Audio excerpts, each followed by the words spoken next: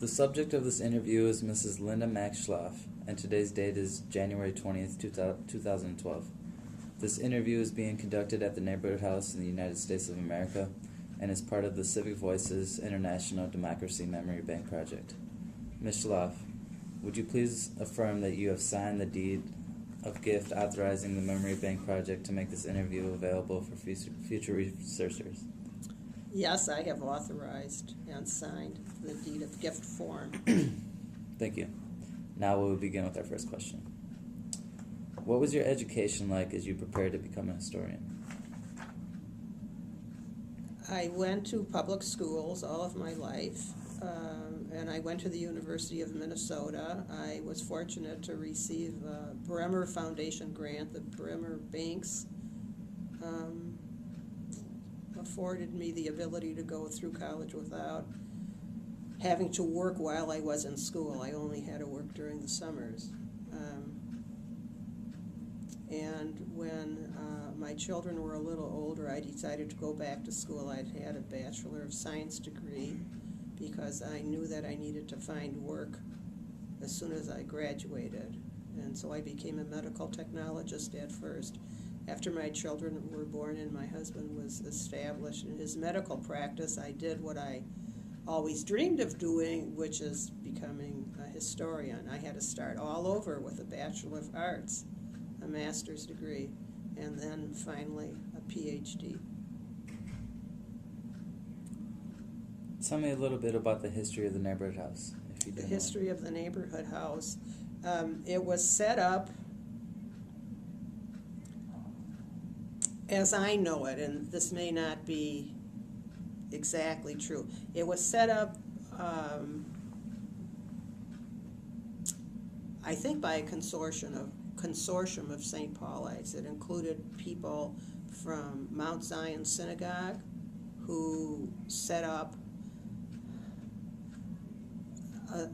One of the things they set up was a sewing school, and I always felt, and it might be sort of cynical to say this, that they were trying to educate a future cohort of factory workers for their own factories.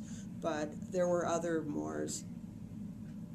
reasons to start a settlement house. Settlement houses were certainly not new in the United States.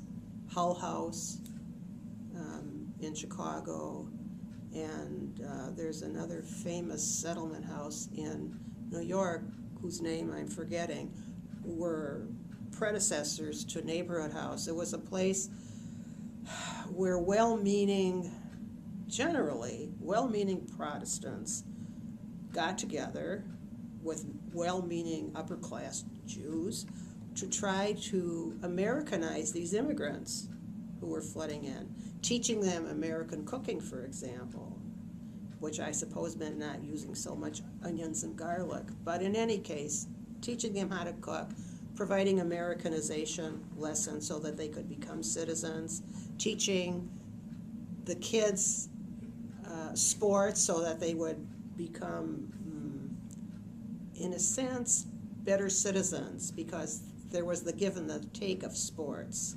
So it was sort of an Anglo-Saxon virtue that they were going to impart to these immigrant kids.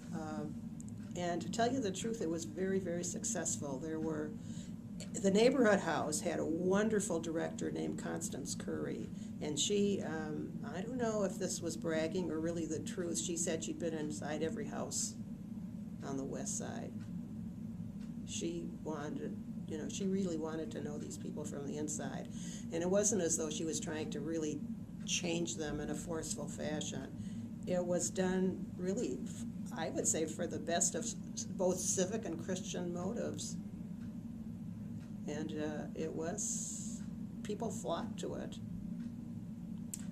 Do you have family history in St. Paul, particularly the West Side? Yes, I had several aunts and uncles who started out there, and then as they got a little wealthier, moved away from the West Side. But I know my grandparents had a little house there not too far from the Neighborhood House, about 2-3 blocks away. And when I grew up, I had one aunt who was still living down there. And the neighborhood, the whole community was so little. This is the neighborhood of the West Side Flats, that I walked past it every day on my way to school. And I went to nursery school at the neighborhood house and went to clubs at the neighborhood house. So the neighborhood house was a big part of my growing up until, I would say, until 6th grade. When and how did the Jewish community influence the west side of St. Paul? Well, when you say the Jewish community, which Jewish community are you talking about? I guess I should say the St. Paul west side. The St. Paul Flats. West Side Jewish community influence. St. Paul. Well, I guess.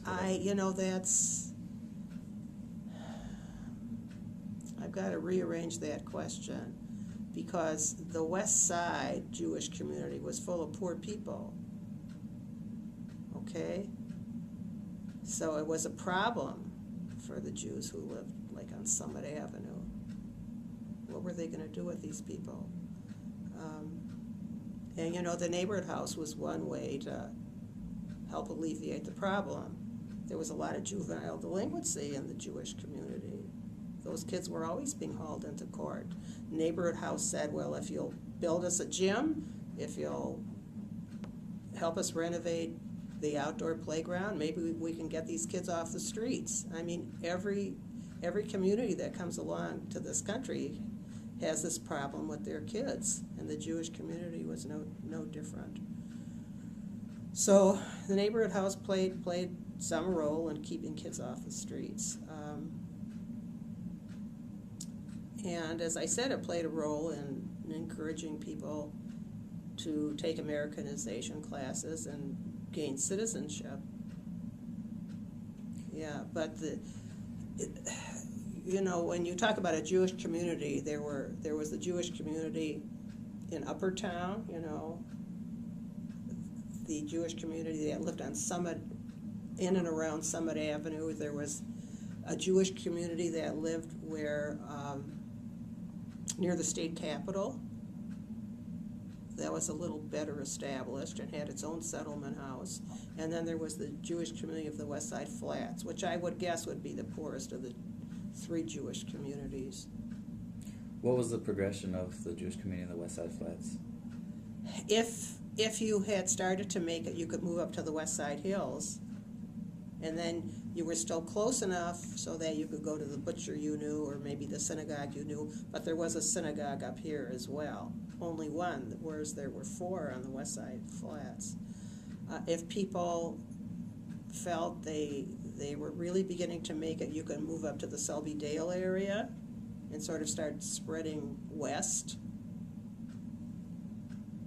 And I suppose if you became exceedingly wealthy, you could move closer to Summit Avenue.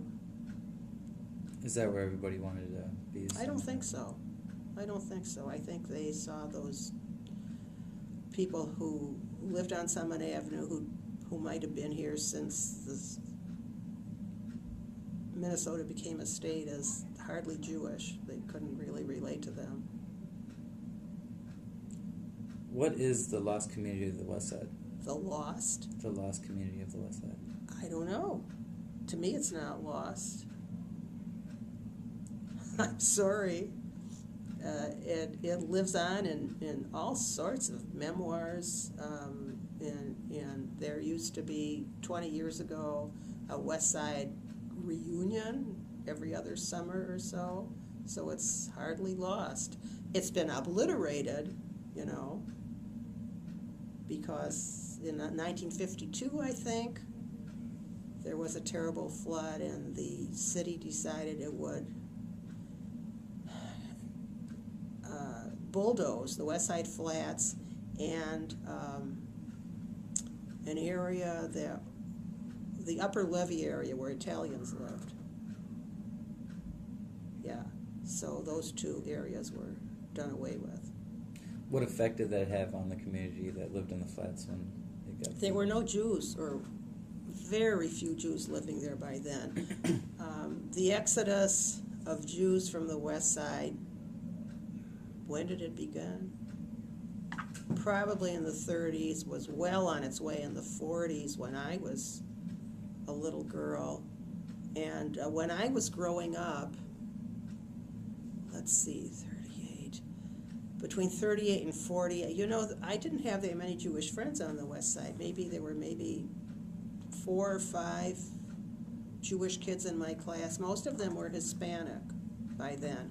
So the people who had to move were the Hispanics, and they moved up to the West Side Hills, and that's why you have this vibrant area now. When I was growing up, there was La Casa Coronado, that Mexican, it was the first Mexican restaurant, and I don't know where these people bought their foods. I never thought to ask. And a lot of the kids I went to school with came late because their families were harvesting beets in the Red River Valley, and they left early to go down to Texas to do harvesting. So those kids had it really tough. The established ones, like the Coronado family, you know, couldn't send their kids to school all the months of the school year. Yeah, so the teachers had it tough. I don't remember the teachers complaining, or, you know, they did their best, and I can't remember them not expecting the best from everyone. How did the Mexican immigrants impact the Jewish community? I don't remember any interaction. You know, we had interaction at school, but the adults, I don't know that there was any. I recall one funny incident once. After World War II, 1945, some of the refugees, the Jewish refugees who came over, the Jewish Family Service found them housing, and some of the housing was on the West Side because it was cheaper housing. There was one guy who was a chassid, you know, he had a long frock coat and a funny hat, and, you know, he had a red beard, and he was walking down the sidewalk, and, you know, he looked weird to me. I'd never seen anything like that before. And there were two Mexican men standing on the side, you know, and I mean, they looked at him in a very dignified sort of way, and, you know, then averted their gaze, and they didn't make anything of it. They didn't make fun of him, certainly, and I just thought it was really nice the way they handled this. To me, the guy looked like a circus freak, but they didn't crack a smile or anything, or even raise their eyebrows. They were two really dignified Mexican gentlemen. So, no interaction that I know of, except, you know, people who had grocery stores must have sold to them. And I had some Mexican neighbors across the street, and I remember their grandmother used to make tortillas in some sort of stone oven in the backyard. Is that how you would get from the West Side Flats to the Bluffs? Is to own a store and eventually save up? And no, not necessarily a store, but, you know, if you had some little business, if you were a carpenter, for instance, and you could branch out into making, you know, having a crew and building houses, you might end up here. Were there a lot of struggles in establishing businesses like that? Before the Depression, it was not so hard to start a grocery store, because you could always eat what you couldn't sell, you know, and live behind the store. There were a lot of people who lived, not a lot, but a significant number of people who lived on the West Side worked in garment factories in the lower town part of St. Paul, because all you had to do was walk over the bridge. You know, if you felt sturdy enough, you didn't pay the car fare either. My father, after the Depression, worked at the St. Paul Mill Company. He just worked on the line. You know, he'd lost his grocery store. And he would walk to and fro to save the money. It was near Seven Corners. So he walked over the Rubber Street Bridge, and then he was home. What types of stories do you find most compelling as a historian of the Jewish community? Well, I find issues of class conflict the most compelling, because class is something that people in America don't like to talk about, but it's there. And, as I've said, the slant that I already gave to the efforts of the German Jewish, of the early pioneer Jewish community, and trying to, setting up a sewing class, and my interpretation that, they were trying to train a cohort of willing laborers. I find that, an underreported story. I mean, there's a lot of tension. What are we going to do with these? They sort of seem like paupers at first. And when the first group of Jews from Eastern Europe came, they arrived in about 1882, and the whole city had to help take care of them, because there was like a carload of them. They'd escaped from Russia, and they kept being pushed west. The British didn't want to keep them. The French didn't want to keep them. They sent them across the ocean. New York didn't want them, and they ended up here. And I think Archbishop Ireland helped find some place for them. And the Jewish community, the established Jewish community, had to find housing and jobs for them. But at first the whole community of St. Paul had to help out. After that, people came because their relatives were here. It's something called chain migration. You get established, you send back boat fare, and relatives come. The ones who can work, are able to work, get sent first. And my family, the older daughters came first because they could get jobs in the factories. Then the younger ones, and my grandmother came last. Yes. So anyhow, the compelling stories for me are class conflicts and how people get established and create a community of their own. And you create a community of your own, by having grocery stores where you can buy the foods you're familiar with, by, in the case of any group, establishing churches or synagogues, and either Sunday schools or a religious school of some sort, and the Jewish community did that. And then if you got help from people from upper classes, like the Protestants in St. Paul and the wealthier Jews, they fund the settlement houses, and you can try to make a go of it. I mean, you notice I'm not talking about the Catholics. I mean, they had to take care of their own, and by God, there were many more Catholics than Jews who came here. So they were in no position to help other groups. Yeah. I just wanted to make that clear. What were positive things and negative things in the community? You mentioned a few. Positive things.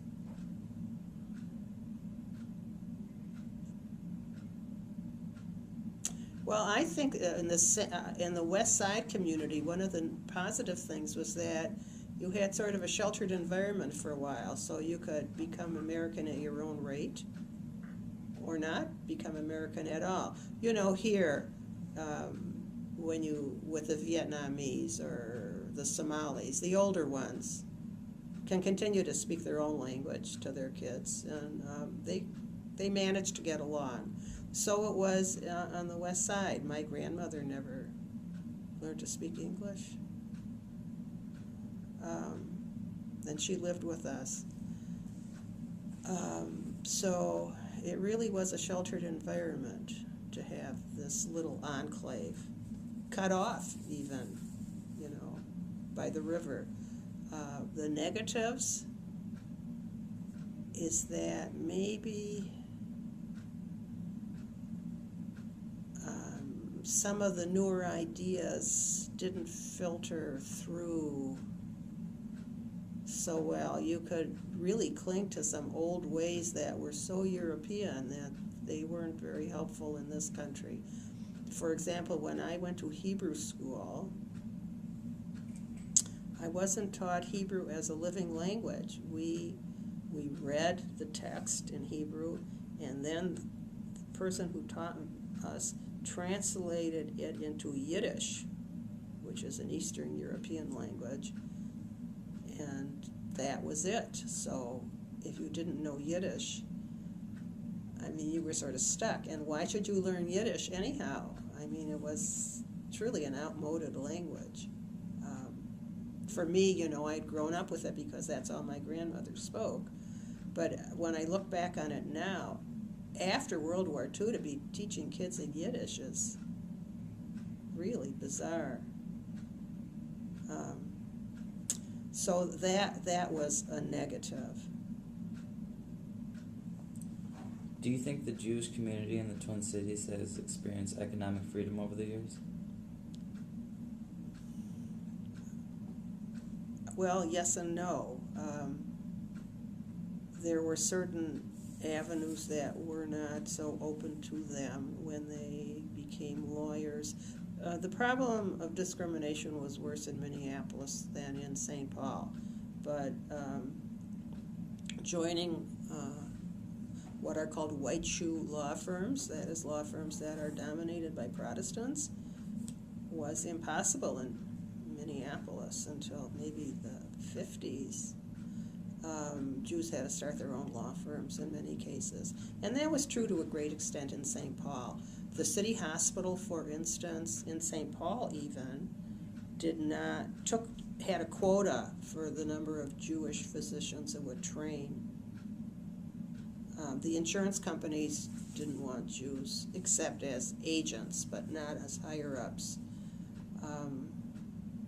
In Minneapolis, most of the city hospitals wouldn't allow Jewish doctors to hospitalize their own patients. They had to turn them over to somebody else.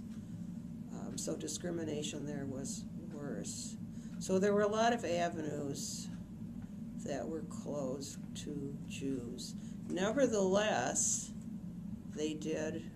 economically they did quite well. I mean, if you can take a scrap metal business and make a sort of a steel company out of it, as Paper Kalmanson did, there were two St. Paul families, you know, you're doing okay. What other types of discrimination against Jews were there? Oh, I suppose there might have been some neighborhoods where Jewish peddlers or people who picked up junk might have been set upon by kids, but in St. Paul I don't remember hearing about that. I remember hearing about that in Minneapolis. Are there significant differences between St. Paul and Minneapolis Jewish community? In matters of size, this Jewish community of the North Side was so much bigger, so much more powerful. Those people felt they really owned the community. They hardly noticed who else was there. In St. Paul, it might have been that way on the West Side at some point, but I can't tell you. As I said, when I was growing up, the Jews were quite a minority. And in Minneapolis, there was a great deal more discrimination around the edges.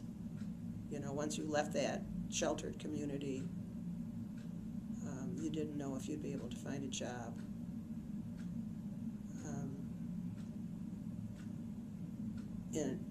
In a downtown department store, let's say, or as a teacher in the public schools, yeah. But that was a problem in St. Paul too. Mm-hmm. Tell us about human rights in the Twin Cities Jewish community. Has there been significant events over the years? Well, I'm not familiar with a Human Rights Commission in St. Paul, but in Minneapolis there was a Human Rights Commission after World War II, and it was to ferret out discrimination not only amongst Jews but among people of Oriental and black descent.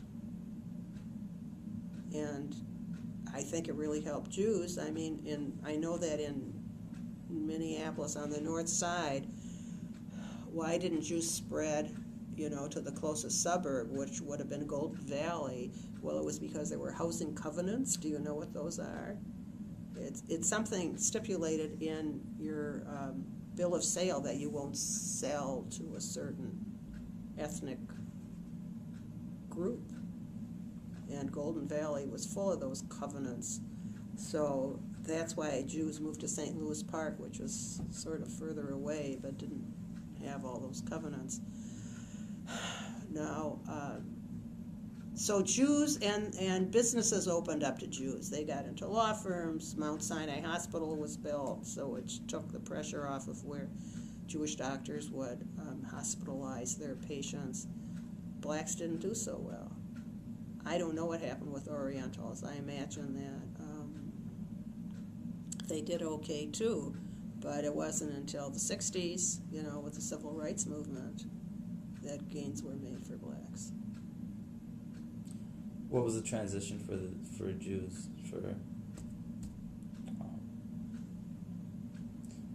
for more freedom? You're talking about housing and different opportunities. There was, economic freedom. They sort of moved up the food chain after World War II. It was a lot easier, and there were a lot of opportunities, and a lot of people did well, and Jews did well too. And, they'd always, as a group, had put a lot of emphasis on higher education. In my own family, just to give you an example, my father said that the proudest day of his life was when his first daughter graduated the university. She worked her way through. She didn't get a scholarship, but to him that was sort of the culmination of everything that he thought was important, not when she got married. So, give me your question one more time. When was the break in the freedom where Jews were? I don't see it as a break. I just think that after World War II, there were, with the, veterans benefits, etc., everybody who wanted to practically was able to go to college and to start getting ahead. So that was the break. And education was top priority? I'd say so. What or who inspired you to become a historian? My father. That's all he ever read. I can still remember all the volumes. In my attic, there's like 12 volumes of world history that he read. And the bookshelf in our house on the west side was full of Winston Churchill's books. Yes. I think I fulfilled his dreams, too. What role did you play in the founding of the Jewish Historical Society? I didn't play a big role in the founding. I was among the founders, but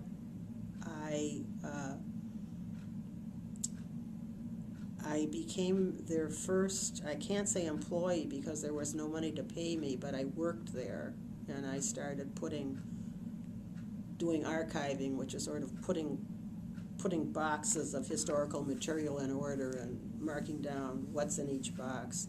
And then they found some space, they found some money to pay me, and so I became what I called the factotum, which is because I did everything but mop the floors.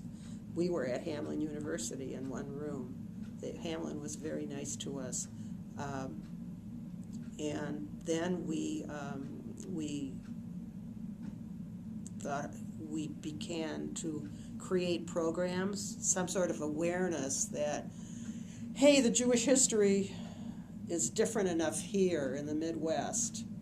We can't just take the Lower East Side of New York and say this is what happened everywhere in the country, because that's not true. And then we decided to create an exhibit, and I did a lot of research and then got the Minnesota Historical Society. on my team, and we created one called Unpacking on the Prairie, Jewish Women in the Upper Midwest since 1854. And it was really, and we got funding from the National Endowment for the Humanities, both to plan it and to create it, and it was a real big success. And then they said, well, you can't, I learned a lot about exhibits, and they said, well, exhibit is not a book on a wall, and I had so much information that I decided to write a book too. So I wrote a book, and my daughter said she wanted to get married that summer, and I rolled off the couch and said, I can't handle this. But you do it.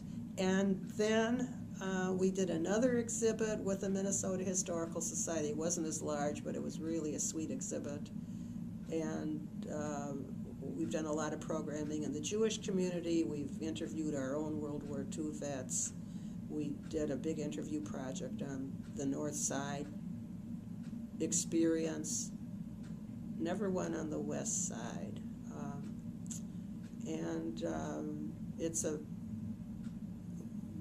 We've gotten a lot of support in the community, never as much as you want, because history organizations in general have a tough time keeping, their vision and, keeping themselves front and center, and in economic downturns, it's always tough to raise money, but we're doing okay.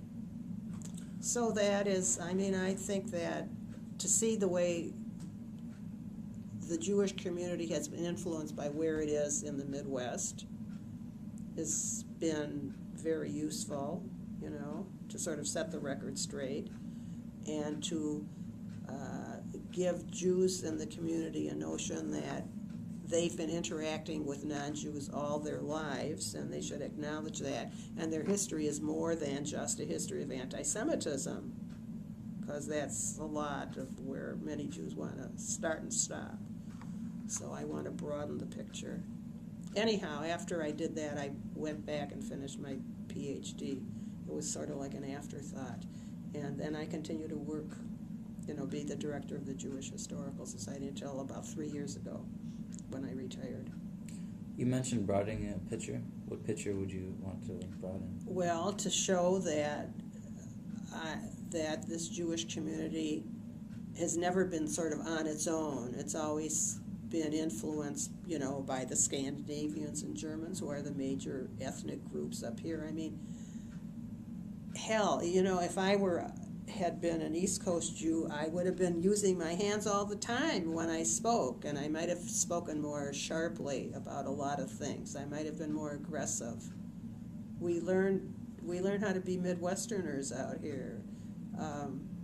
We took on sort of Lake Wobegon characteristics, if you will. So I want to show the interactions that have occurred, and how we may have influenced other people, and certainly how living as a very distinct minority has influenced, the growth of this community. Because the North Side was a little enclave unto itself. The West Side was a little enclave unto itself. But those don't last. And even in those enclaves, if you look at the North High yearbook, it was, if the Jews thought they owned the neighborhood, if they looked at the yearbook, they were probably no more than 30 or 40% of the North High class. So even if they didn't know it, they were, rubbing up against and being influenced by other strains. And this whole business of Americanization, which the neighborhood house did, and which the schools do, is sort of counterbalance to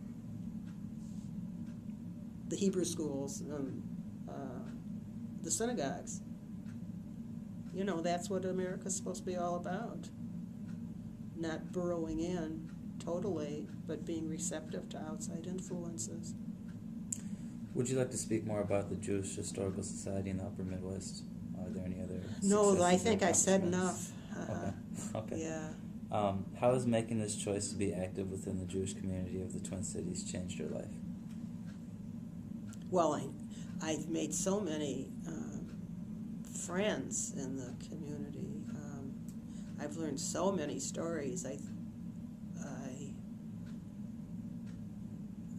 feel I've been enriched so greatly by knowing these people. Another person who enriched me greatly was knowing Governor Elmer L. Anderson, who was one of these wonderful, wonderful governors of a Republican persuasion, the sort that have disappeared now. But he wanted to have a Jewish presence within the Elmer L. Anderson Archives at the University of Minnesota. It's a beautiful building at one end of the Washington Avenue Bridge that houses all the archival facilities. And he wanted a Jewish presence, and so he invited the Jewish Historical Society to create an archives there, which is called the Upper Midwest Jewish Archives. And I met with him twice, and to hear his vision of what the state could be and how everybody could learn from everyone else, it was like being in the presence of God. So that, I'll never forget that as long as I live. It was marvelous to be with, share tea and cookies with somebody with such a vision for the state. Yeah. Can you describe a political issue that the Jewish community has experienced in the Twin Cities? A political issue? Which political? In the last...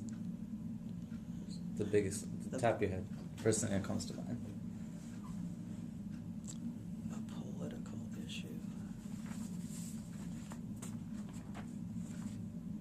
Well, one political issue was when Rudy Boschwitz was running against...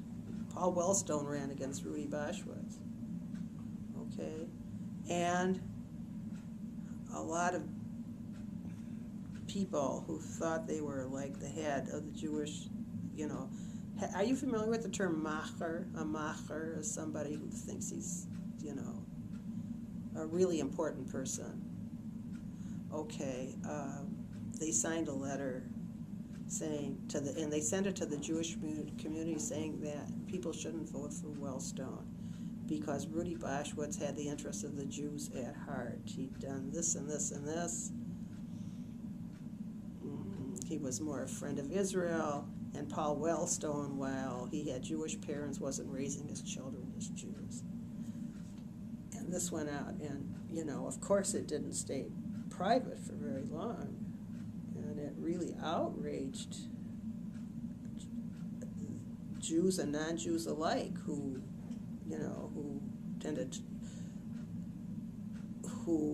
Jews who didn't feel that these people should be speaking for them or telling them what to do, people who voted Democratic, and it may have contributed to Boschwitz's defeat. So that was one political issue that really backfired. Over the years, what do you think is the overall message you have been trying to give with your work?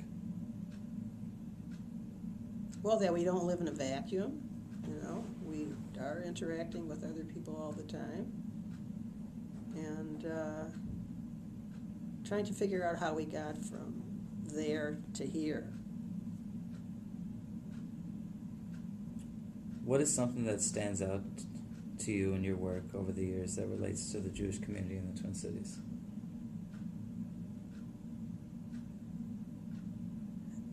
Well, the Twin Cities Jewish community is very good. Here again, this is a prejudicial reply. Very good at funding social service agencies. They really understand that, and they do a marvelous job. But when it comes to cultural agencies, there's not that vision of what culture, and that is where the Jewish Historical Society wants to plop itself down, sort of culture education. They're not willing to fund that. So even when they were raising more, even in better financial times, it was hard to get them to understand that. If they were proud of their past and wanted to impart some of that history to a bigger community, because we've always seen our mission as both to the Jewish community and the non-Jewish community. Why would we partner with the Minnesota Historical Society if we didn't think that our history was just as important for other people to know, which is what Governor Anderson felt. So the Jewish community doesn't have that bigger vision. I think on the East Coast and the West Coast, there are people who understand that a little better, and they fund Jewish museums, in fact, something we've never been able to do. What would you like to pass on to a new generation of people in terms of knowledge about the Jewish community, or anything really? Well, that we have our own, peculiar Midwestern Jewish history, and one size does not fit all. So it's important for us to collect the records and let people look at them and examine them to see what lessons they can learn. Is there any topic that we've talked about during the interview that you'd want to shed some light on, or something that you would want to add that I haven't asked you?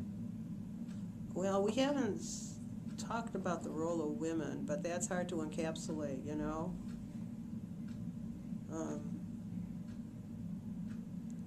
because so much of the time, part of the reason I did this big exhibit was that, in a sense, women are the carriers of tradition. They're the ones who brought the candlesticks from Europe, that were lit every Friday night. They're the ones who brought the recipes, etc. But they can also, lead you into places that you haven't been before. And I can't say that the Jewish community here, Jewish women here were leaders in changing Jewish religious practices. That was really an East Coast group. So maybe, Lake Wobegon is where we're at, and that's why we didn't stand up to say we want to be rabbis, we want to be counted in the religious quorum. You need the 10 people, used to be 10 men. We want to have bat mitzvahs. That didn't come from within the Midwest Jewish community. It was an East Coast import. Yeah. So here I would say women were more the bearers of tradition. Is that a focus in the... There's one more thing I wanted to add. Part of the reason, I think, is because there was such a small garment industry here. Most of the time you hear about the East Coast garment workers and their union strikes, etc. There just wasn't a big enough garment industry to have that proletariat element. And the women didn't stay in the garment industry long enough to rise in the union. I've only seen, when I've looked at union records at the Minnesota Historical Society, there were some Jewish men who were leaders in the union, but it wasn't women. Yeah. Okay, we're almost done, I hope. I was just going to ask you if that was a big focus in your work in the Historical Society. Yes, it was, and my PhD was also written about women's organizations and the tie-in with being ethnic, but being both ethnic and American after World War II. Yeah. Okay. Anything else about women's rights that you want to add, or anything? No. I'm talked out. Well, that concludes our interview. Thank you. Okay. Thanks.